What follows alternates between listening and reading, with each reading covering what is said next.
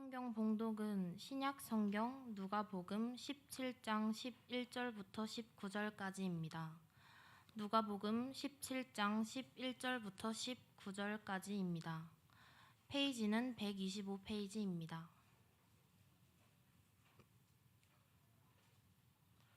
다 찾으셨으면 교독하겠습니다. 예수께서 예루살렘으로 가실 때 사마리아와 갈릴리 사이로 지나가시다가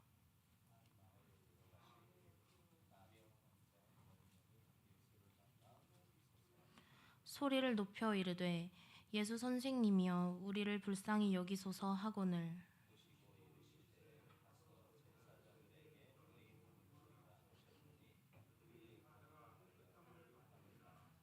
그 중에 한 사람이 자기가 나은 것을 보고 큰 소리로 하나님께 영광을 돌리며 돌아와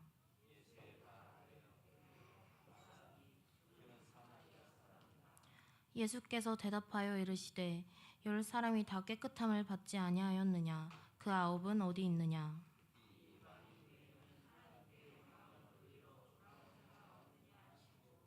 그에게 이르시되 일어나 가라 내 믿음이 너를 구원하였느니라 하시더라. 감사를 선택한 자란 제목으로 함께 은혜를 나누고자 합니다. 여러분 혹시 이런 말을 들어보셨나요? 감사를 선택하는 사람은 행복을 얻고 불행을 선택하는 사람은 무슨 일을 해도 바쁘다. 왜냐? 불평할 거리만 찾기 때문이다. 혹시 이런 말을 들어보셨나 모르겠습니다. 사실 이 말 속에는 진리가 담겨 있습니다. 우리의 삶에 감사할 일이 없는 게 아니라 감사를 선택하지 못하고 감사를 찾는 태도가 없는 게 문제인 거예요. 여러분들에게는 감사거리가 넘쳐나고 있어요. 그런데 우리가 그 감사거리를 인지하고 감사하지 못하고 있는 거예요. 불평의 안경을 끼면요, 세상이 다 불만이고 내 삶이 불평불만이에요. 그런데 감사의 안경을 끼면요, 세상이 다 감사로 보이는 거예요. 예수님은 우리에게 감사의 안경을 쓰길 원하셔요. 그리고 그 감사의 안경을 통해서 내 삶도 축복하고 세상도 감사하는 그런 삶을 주님이 원하시는 거예요. 감사를 선택하는 삶이 왜 중요한가? 그리고 우리에게 어떤 축복을 가져주는가? 오늘 말씀을 통해서 살펴보려고 하거든요. 오늘 밝은 감사의 안경을 쓰고 우리 말씀의 세계로 출발합시다. 예수님께서 10명의 나병 환자를 고치신 이야기를 오늘 본문은 우리에게 들려주시고 있잖아요. 그런데 그 중에 한 사람만 돌아와 예수님 앞에 감사한 사건을 우리가 본문으로 함께 보고 있습니다. 우리가 이 말씀 속에서 첫 번째 볼 수 있는 게 무엇이냐? 간절히 부르짖음 속에 임하시는 예수님을 발견하게 됩니다. 그와 더불어서 믿음을 시험하는 그분의 명령도 우리가 듣게 됩니다. 11절부터 14절까지의 말씀을 우리가 합독하면서 확인해 보겠습니다. 시작.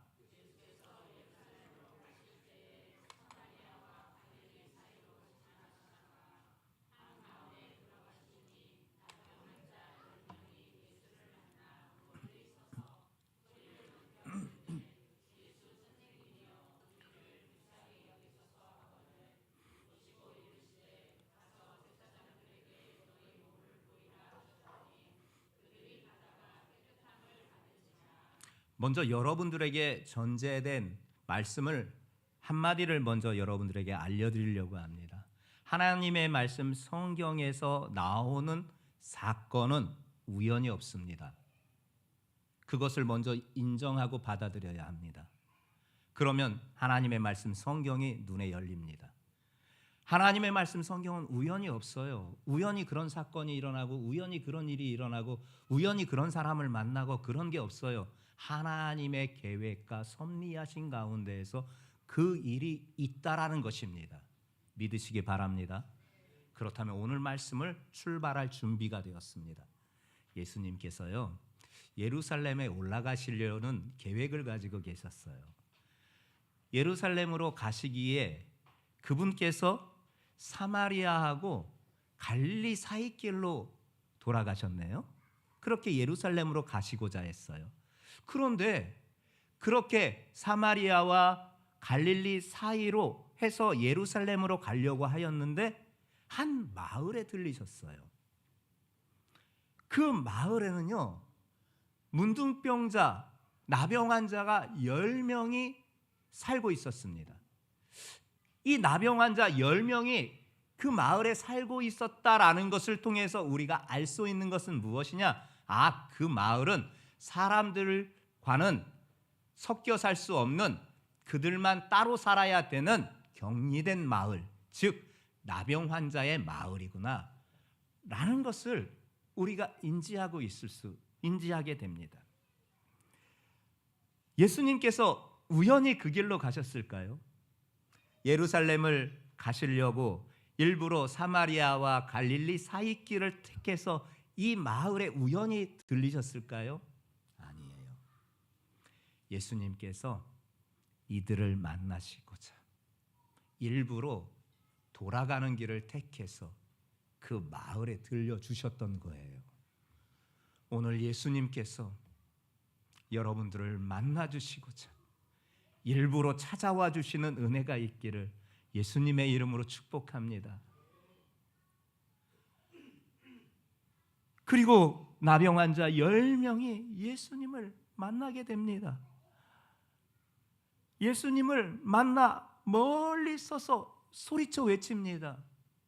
왜 나병 환자가 예수님을 발견했는데 멀리 서서 소리쳐 외쳤을까요?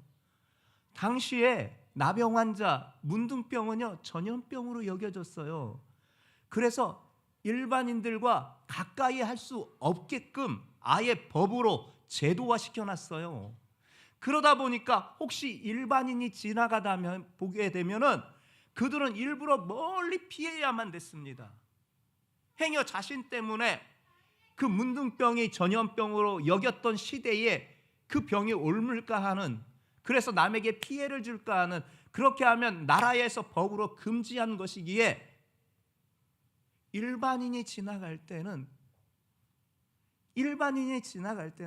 그들 근처를 갈 수가 없었고 도리어 그 자리를 피해서 멀리 서서 갔어야만 했습니다. 그들의 이 같은 상황, 예수님을 발견하였어도 그들은 멀리 서서 그분에게 외칠 수밖에 없었던 것입니다. 예수님을 만나 멀리 서서 그들이 소리칩니다. 예수 선생님이여, 우리를 불쌍히 여기소서. 예수 선생님이여, 우리를 불쌍히 여기소서. 아무도 우리를 거들떠보지 않습니다. 일반인 정상인들은 우리 마을에 오지도 않습니다. 허나 당신에 대한 소문을 익히 들었습니다. 그런데 정말 멀쩡하신 분이 모든 이들에 비하는 이 마을에 이렇게 오시다니요. 당신을 배웁습니다. 예수 선생님이요, 우리를 불쌍히 여겨주소서. 예수 선생님이요, 우리를 불쌍히 여기소서. 그들의 외침은, 그들의 절규는 그 상황을 마주하지 않은 사람이 100번 이해할 수 없는 그들의 마음이었을 것입니다. 그 간절한 외침, 그 절규의 그 외침이 예수님 귀에 들리셨습니다. 예수님께서 그들에게 말합니다. 가서 제사장들에게 너희 몸을 보이라. 이 말씀에는 분명한 사실이 있게 됩니다. 그 10명의 믿음을 시험하시는 명령이었던 것입니다. 가서 제사장들에게 너희 몸을 보이라. 고치지 않으셨습니다. 지금 문둥병은 그대로였습니다. 그런데 그분의 명령은 가서 제사장들에게 너희 몸을 보이라 하십니다. 그럼 그 말에 따라서 순종하기 위해서는 믿음이 필요했습니다. 즉 예수님은 그들의 믿음을 시험하는 명령을 던진 것입니다. 왜 제사장들에게 몸을 보여라 말씀하신 것은 율법 조항에 피부병이나 문둥병이 발했을 때 그 상처가 암으로써 고침받았다라는 것을 제사장들에게 확인을 받아야만, 공증을 받아야만 그들이 다시금 백성들에게 들어갈 수 있었기에 예수님께서 너희들 고침받은 것에 대하여서 그들에게 가서 검증을 받아라, 확인을 받아라 한 명령이었는데, 이 명령은요, 믿음을 시험하는 명령을 예수님께서 그들에게 던진 거예요. 그런데 이들이요, 그 믿음을 시험하는 명령에 따라서 고침받지도 않았는데 제사장에게로 발길을 옮기어서 가게 됩니다. 그런데 놀랍지요. 그 가는 길에서 그들이 치유되었습니다. 문둥병이 깨끗해졌습니다. 나병이 낫게 되었습니다. 성도들이요, 우리의 삶에도 하나님께서 믿음을 시험하시는 명령을 던지실 때가 있는 거예요. 그 믿음을 시험하는 명령을 던지셨을 때 지금 당장 아무런 변화가 없고 아무런 일이 생기지 않았어도 그 믿음을 시험하는 명령에 순종하는 믿음을 보일 때 그때 역사가 나는 거예요. 그때 우리의 믿음이 더욱 강하게 되는 거예요. 그래서 야고보서는 우리에게 이렇게 말하고 있지 않습니까? 야고보서 1장 2절과 3절 말씀에 이 말씀을 우리에게 들려주고 계시는 거예요. 내 형제들아, 너희가 여러 가지 시험을 당하거든 온전히 기쁘게 여기라. 이는 너희 믿음의 시련이 인내를 만들어 내는 줄을 너희가 알미라. 시험을 당하면 온전히 기쁘게 여기래요. 그 믿음의 시련이 인내를 만들어주는 줄 너희가 알아야 된다. 그렇게 말씀하시는 거예요. 오늘도 그분께서 믿음의 시험을 하는 명령을 여러분들에게 먼저 던지십니다. 지금 나에게 아무런 변화가 없습니다. 아무런 일도 생기지 않았습니다. 어떤 좋은 일도 발생하지 않았습니다. 고침받지도 않았습니다. 그럼에도 불구하고 믿음을 시험하는 명령이 던져졌을 때 우리는 믿음으로 순종하는 반응을 이루어야 하는 것입니다. 그때 하나님께서 역사하시는 거예요. 그때 예수께서 치유하시는 거예요. 그때 하나님의 능력이 나타나는 거예요. 욥을 보세요. 인내의 사람 아닙니까? 그 사람만치 인내를 한 사람이 어디 있습니까? 그 사람처럼 억울한 일을 겪은 사람도 없을 것입니다. 그런데 그가 그 억울한 상황 가운데 그 고난의 시간에 그가 얼마나 인내하였습니까? 그가 그 인내의 모습을 통하여서 그의 인내의 모습은 어디에서 오는가? 바로 믿음에서 오는 거예요. 믿음이 있었기에 그 믿음의 시련을 인내로 만들어내서 승리한 인물이 바로 그 인물인 거예요. 때로는 시험의 순간에 불안하고 두려운 마음이 들 수 있지만 그것이 오히려 우리가 하나님을 더 의지하고 믿음을 더 확고하게 하는 기회인 줄 믿으시기 바랍니다. 믿음을 시험하는 명령은 단순히 고통을 겪으라는 것이 아니라 그 속에서 하나님만 믿음직하신 분이라는 것을 경험하고 인내를 통해 우리의 믿음을 성장시키시는 하나님의 초대인 것을 잊지 마시기 바랍니다. 오늘 여러분들의 삶의 자리에서 어떤 모습으로 왔는지 모르나 하나님께서 믿음을 시험하는 명령을 오늘 던지실 것입니다. 그 던지신에 믿음으로 반응하고 순종할 수 있는 성도들 되시기를 예수님의 이름으로 축복합니다. 그런데요, 희한한 일이 발생했어요. 그렇게 10명이 문둥병이 치유받았는데 그 놀라운 은혜에 감사함으로 온 사람은 한 사람밖에 없었어요. 자, 15절, 16절 말씀이 그 말씀을 우리에게 확인시켜 주고 있습니다. 시작.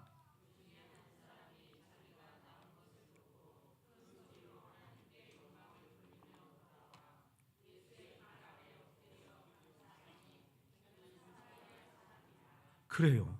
10명 모두가 치유를 경험했지만 단 한 사람만이 하나님께 영광을 돌리고 예수님 앞에 돌아와서 그분의 발 아래 엎드리면서 그분께 감사를 드렸습니다. 근데 놀라운 점은요, 일부러 이렇게 소개하고 있는 거예요. 그 사람은 사마리아인이었다라는 거예요. 유대인들이 경멸했던 사마리아인이 오히려 하나님께 영광을 돌리고 예수님의 발 아래 엎드려서 그분에게 감사를 드렸다라는 거예요. 그러면 무엇이냐? 9명의 사람들은 유대인들이었다라는 거예요. 그런데 하나님의 선민으로 알았던 이 유대인들은 하나님 앞에 영광을 돌리지도 아니하고 예수 그리스도께 감사하고자 나오지도 않았다라는 사실이에요. 어쩌면 예수님의 행하신 이 일이 9명에게는 당연한 일로 여겨졌을지 모르겠습니다. 그러나 이 한 사람은 그 은혜의 깊이에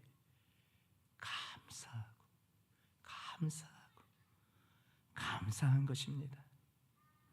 이 말씀은 단순히 나병을 고치는 사건을 넘어서요, 우리가 하나님께 감사하는 태도가 얼마나 중요한지를 보여주고 있는 거예요.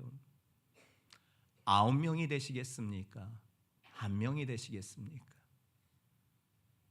감사는 선택입니다. 감사는 자동으로 나오는 것이 아닙니다. 감사는 의지적 선택이고 신앙의 선택입니다. 신앙의 고백입니다. 감사는 단순히 예의가 아닙니다. 예의로 감사합니다 하는 게 아닙니다. 신앙의 핵심이 감사입니다. 정말 믿음이 있는 사람은요, 감사한 것입니다. 폭풍이 지나가도 그 속에서 감사하는 것입니다. 큰 회오리가 쳐도 그 속에서 감사하는 것입니다. 감사야말로 단순한 예의가 아니라 신앙의 핵심인 것입니다. 그분의 은혜를 기억하면서 찬양하며 감사한 마음으로 사는 것이 바로 믿음의 열매인 거예요. 에베소서 5장 20절에 이같이 말씀하는 바가 있습니다. 범사에 우리 주 예수 그리스도의 이름으로 항상 아버지 하나님께 감사하며, 범사에 우리 주 예수 그리스도의 이름으로 항상 아버지 하나님께 감사한다. 여러분도 이와 같은 믿음의 사람들 되시기를 예수님의 이름으로 축복합니다. 범사에 예수 그리스도의 이름으로 항상 아버지 하나님 앞에 감사하는, 그리고 그분을 찬양하는 삶으로 믿음의 열매가 풍성하시기를 예수님의 이름으로 축복합니다. 한 목사님의 간증을 제가 듣게 되었습니다. 본인이 신학교 다닐 때 경험했던 일입니다. 신학교 다닐 때 학교에 저 소록도에서 성도들이 초청을 받아서 신학생들이 예배하는 채플 시간에 그분들이 함께 참석하게 되었다고 합니다.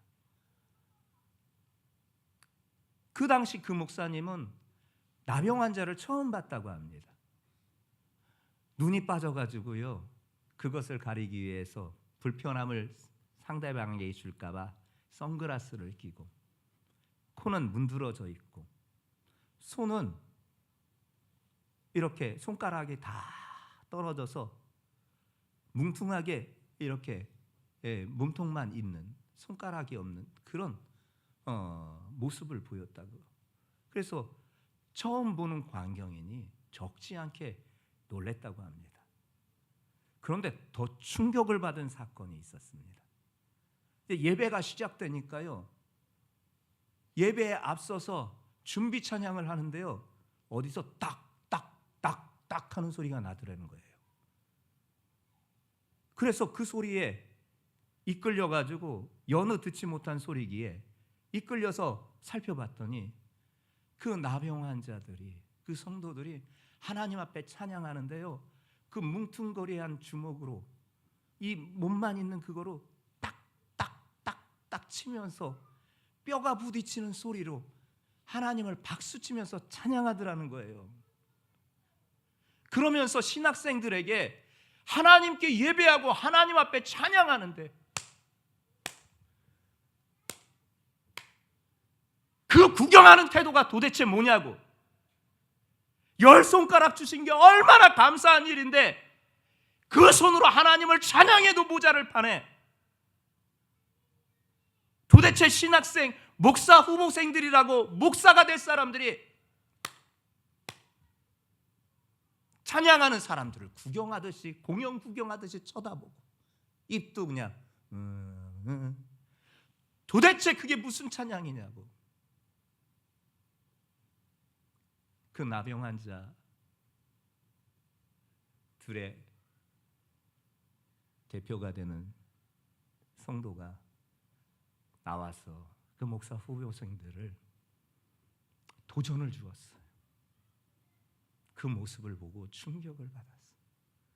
야, 10손가락이 없어서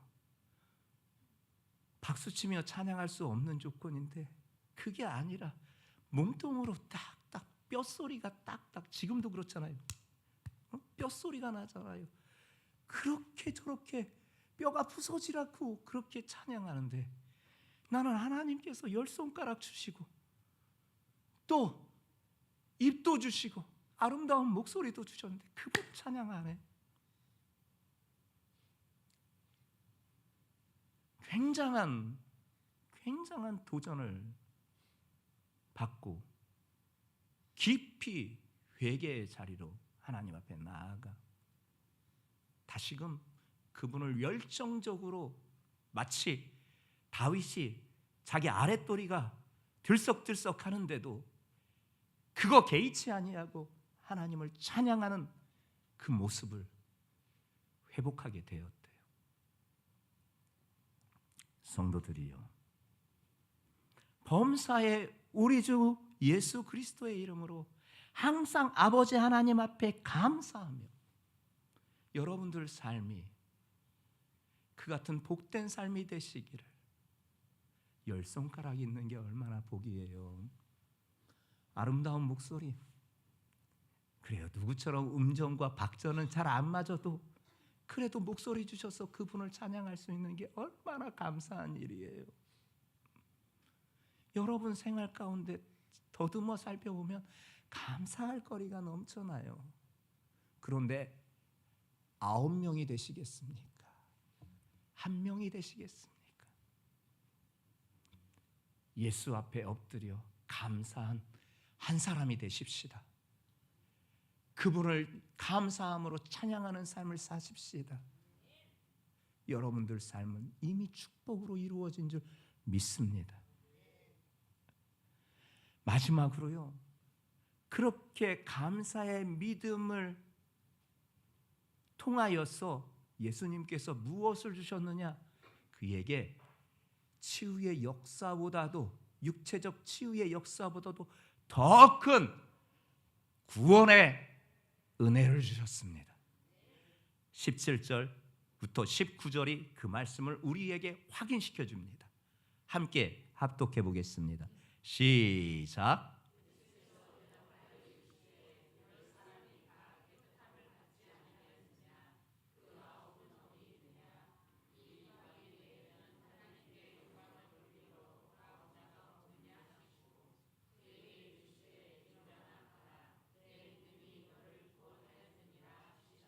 아멘. 육체의 병을 고침받는 것도 정말 큰 일이지요. 큰 사건이고요. 감사한 일이지요. 그러나 그 계기를 통해서 더 중요한 것은 영혼의 구원을 받아야 되는 거예요. 영혼의 구원을 받아야 되는 거예요.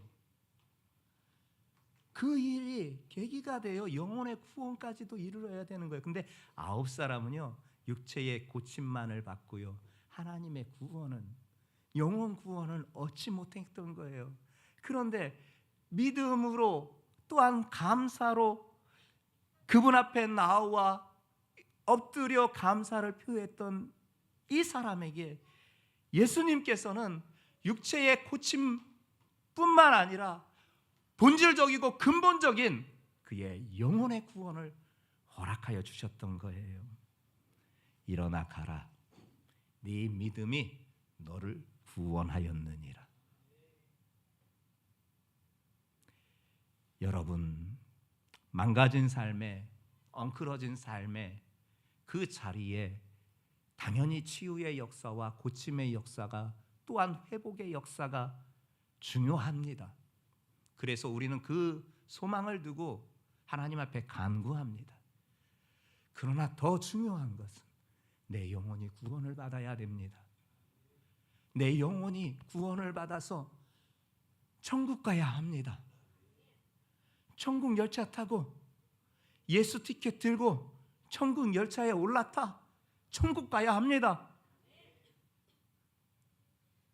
내 육체만 고침받고 내 망가진 삶만 고침받고 내 엉클어진 삶만 고침받는 그것만 목적으로 한다면 그것은 온전한 것이 아닙니다. 온전한 것은 그 일이 계기가 되었든지 간에 내 영혼이 구원받아야 됩니다. 예수 티켓 들고 그분이 나에게 믿음을 선물로 주신 그 예수 티켓 들고 천국 열차에 올라타서 천국 가야 합니다. 내 영혼이 그렇게 구원받아야 되는 것입니다. 그게 우리의 삶에 하나님께서 경험케 하시는 진정한 감사 아니겠습니까?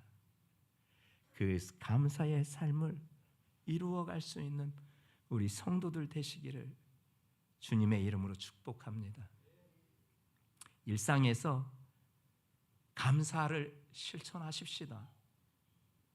우리 일상에서 겪는 작은 일들, 또 가족을 주신 것, 삶의 터전을 주신 것, 건강을 주신 것, 이런저런 사람들을 만나게 한 것, 다 하나님의 은혜 가운데에서 우리에게 주셨음을 감사할 수 있는 믿음의 사람들 되시기를 예수님의 이름으로 축복합니다.